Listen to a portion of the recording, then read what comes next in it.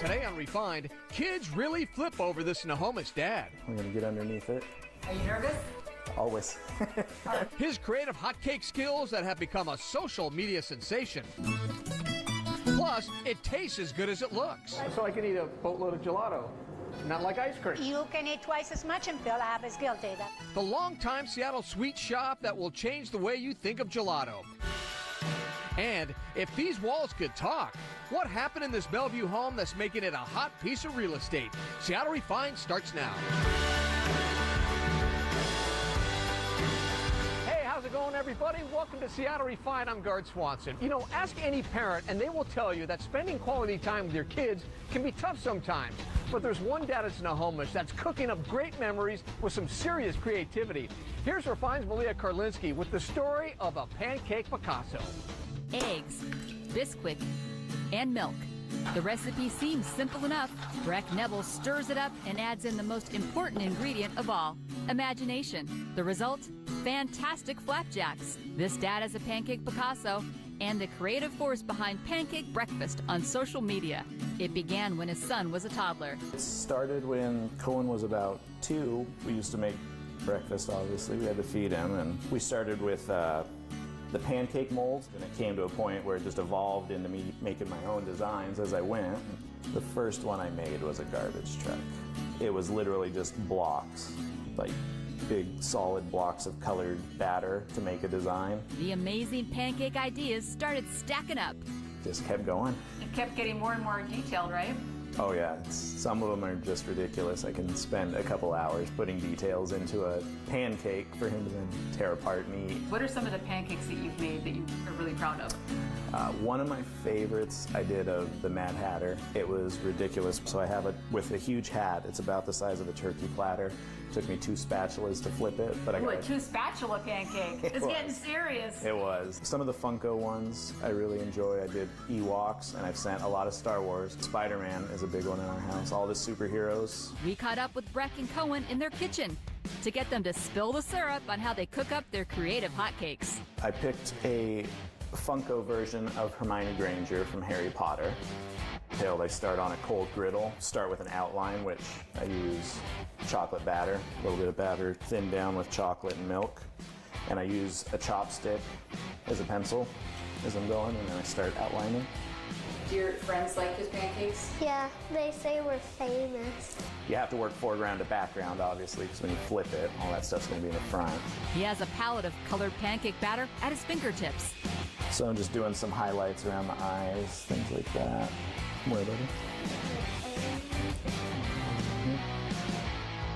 Good job, buddy. Welcome. So I finished my outline, I've filled it all in, so now I'm turning on the griddle to set everything, essentially, hold it all together, and I'm going to add white batter to strengthen the areas that are thin. So now we're going to flip it. We're going to get underneath it. Are you nervous? Always.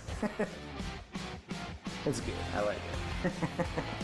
She's in one piece. That's always a good thing. The Hermione pancake was picture perfect. Like father, like son, 7-year-old Cohen is no stranger to the spatula.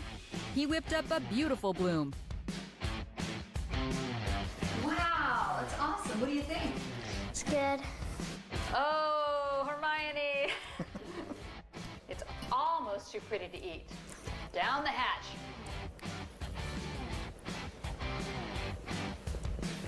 What's special about the time with your son? Use it as an opportunity to try new things and show him it's okay to mess things up. It doesn't matter. Oh, so there's a little bit of a life lesson in this pancake making. Oh yeah, absolutely. It's okay to fail. They still taste good. You can still eat them. That's right. Malia Karlinski, Seattle Refined. Cheers. Cheers. To learn more about Breck and his pancakes, head to our website. It's a serious piece of real estate. Amazon's original headquarters is up for sale for only $1.5 million.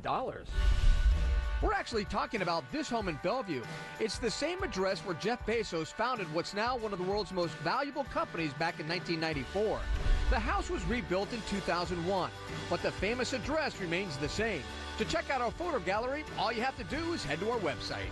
There's a big debate between our Refined team right now. What's better, ice cream or gelato? Most of us sided with ice cream, including me. That's until I found a sweet shop in Seattle that changed my mind. On the corner of 3rd and Union sits the first gelato cafe of its kind in Seattle, Gelatiamo.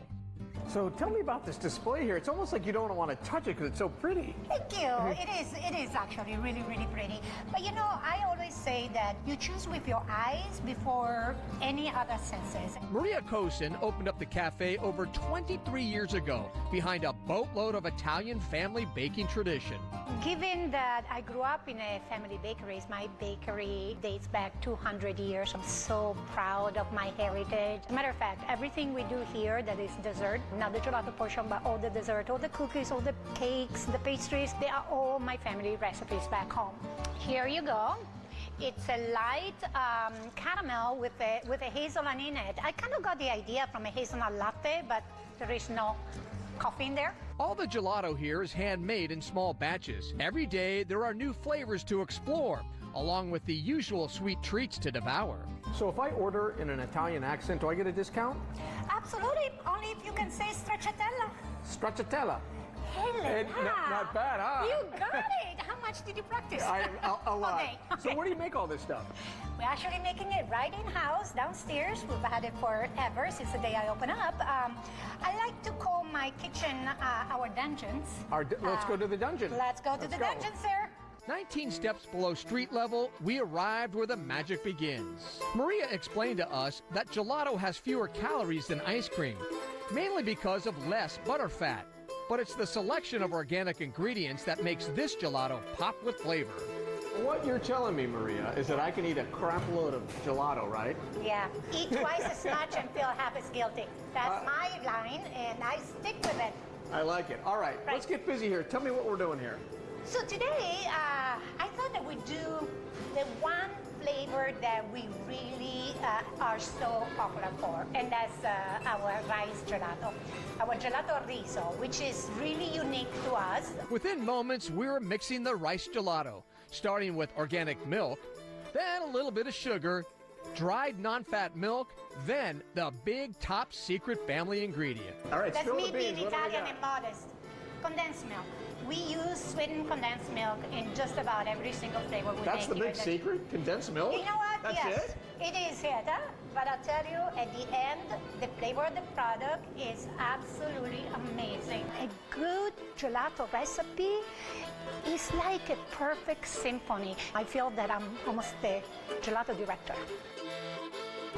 Go for it, sir. Oh my gosh. Very yummy. It is the rice. And then there, Oh my God. the little chunks I've had a of- lot of stuff on this Yeah. show before.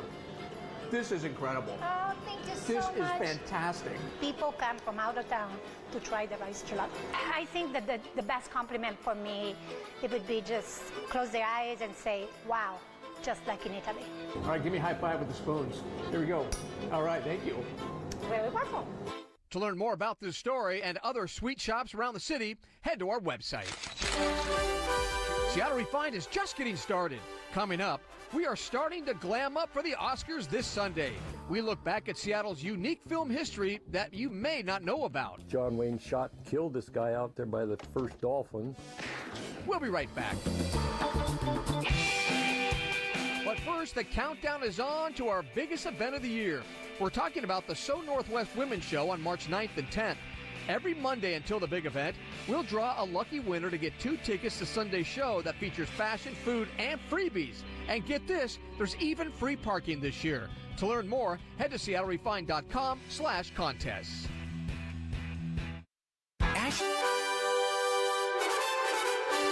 Lights, camera, action! The countdown is on to the Oscars. This Sunday, Hollywood will come together for the 91st Academy Awards. And this is exactly where you want to be when that happens. The Oscars will air right here on Como 4. Of course, the biggest category is Best Picture. And right now on SeattleRefined.com, you can see who each state thinks the winner will be. Washington is apparently leaning towards Bohemian Rhapsody. To see what the other stars think, head to our website. In the meantime, the Oscars air on February 24th. Seattle may not have the star power of Tinseltown, but we have a history of films in the Emerald City, and some are very well known. like Sleepless in Seattle, 50 Shades of Grey, and even singles. But there are other movies that put Seattle on the map, including one with the Duke himself. Hold it. John Wayne is known mostly for his westerns, but in 1973, he came to Seattle to play a tough-as-nails cop named McHugh. The film takes place all over Seattle, but key scenes were filmed at the Fremont docks. Mark Freeman, owner of the Fremont Boat Company, was there.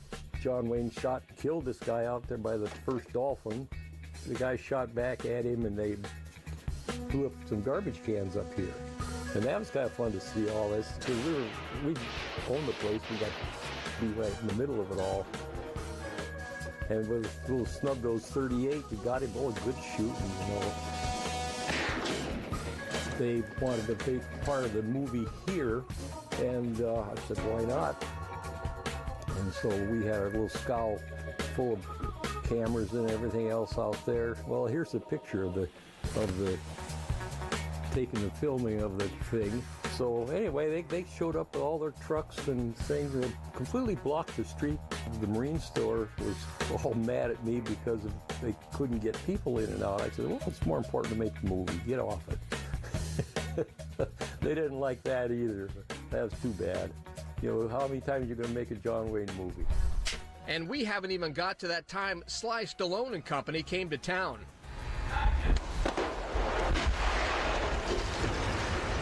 Another movie shot here in Seattle with massive star appeal was Assassins with Antonio Banderas and Sylvester Stallone. Back in 1994, Como News was there to document a scene in which Banderas was blown out of a third-story window of a Capitol Hill apartment building. The assassins gathered today in an apartment house on Capitol Hill. A Sylvester Stallone look-alike comes to the window to look out. I hate to tell him, the real Sly would have a gun, not a hairbrush. So where are the real stars? Antonio Banderas is having his hair adjusted. Stallone has a cup of coffee. Being a star is hard work. The closest Banderas comes to the fire is a smoke machine. But he does have to roll down the hill. Up above, Stallone enters a smoke-filled room and gives the vintage performance we all expect. That's acting. In that same movie, Stallone jumps from the monorail. Well, let's be honest, it's not Stallone himself making this harrowing leap, but a stuntman. Again, Como News was there to catch this behind-the-scenes moment with Sly conferring with his stunt double about how to stick the landing.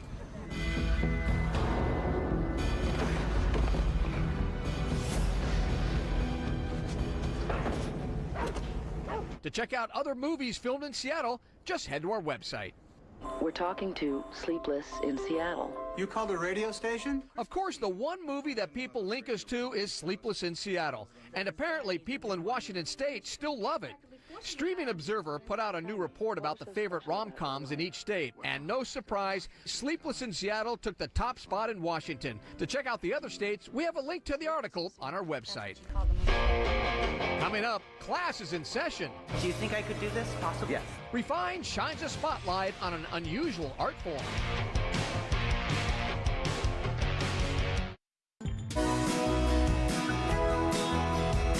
Welcome back to Refined. I'm Guard Swanson. You know, one of the things that makes Seattle such a great place to live is that the city's always changing, and there's always something new and unique to try.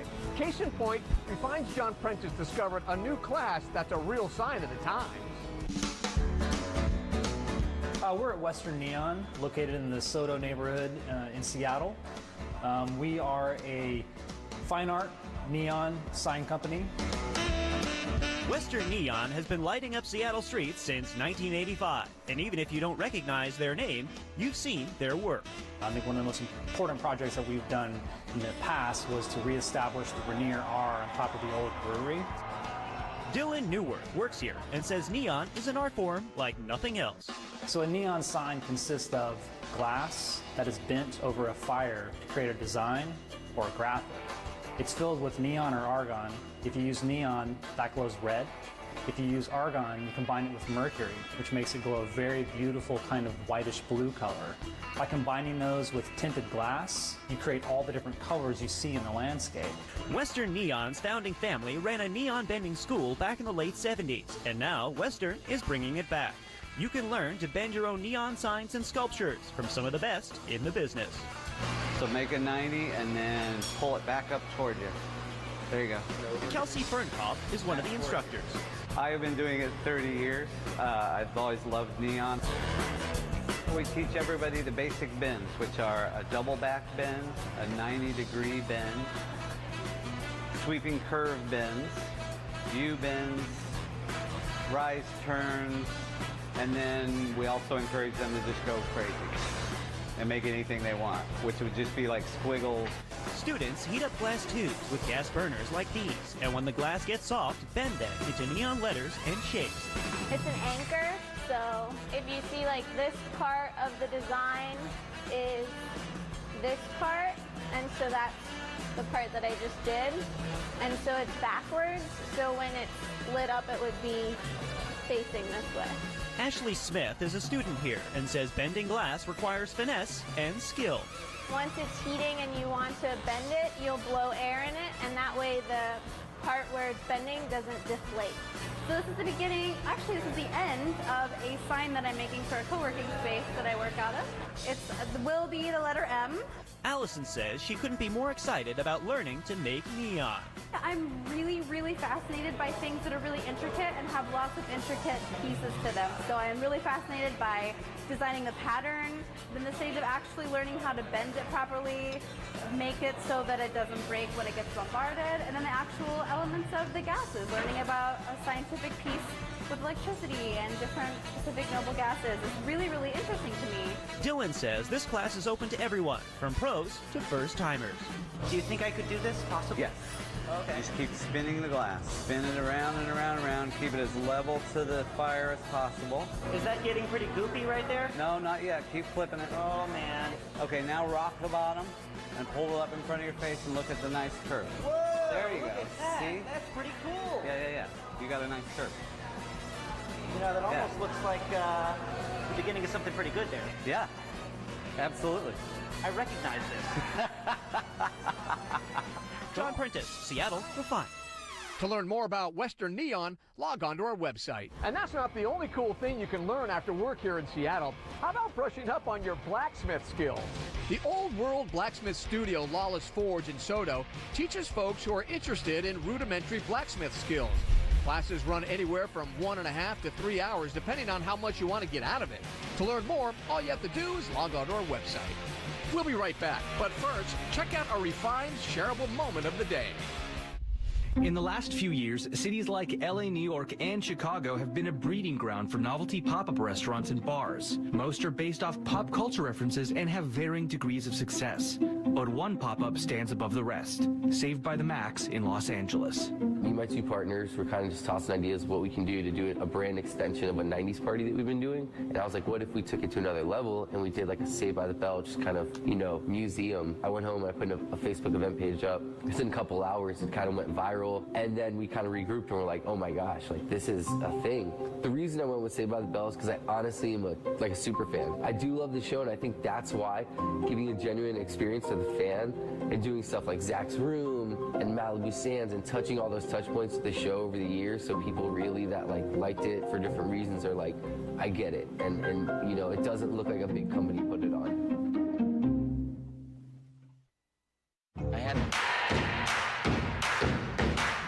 Back. Now, before we wrap things up today, here's what's hot on the Refine website. Get your bucket list out and scratch off Seattle. Apparently, the Emerald City is in the top 10 for bucket list destination cities for Americans. We're actually number 8 to be exact. This article is blowing up SeattleRefine.com. To check out the other bucket list cities, just head to our website. And while you're there, you might as well check out Refine's latest documenting love couple. Meet Sam and Kathleen. This engaged couple has completely different accounts on how they first met, and we think it's adorable. You have to read their love story. It'll make you melt. If you want to be a part of our next Documenting Love series, just email us at hello@SeattleRefine.com. All right, that's it for today's show. I'm Gard Swanson. Thank you so much for joining us here on Seattle Refined. We'll see you next time.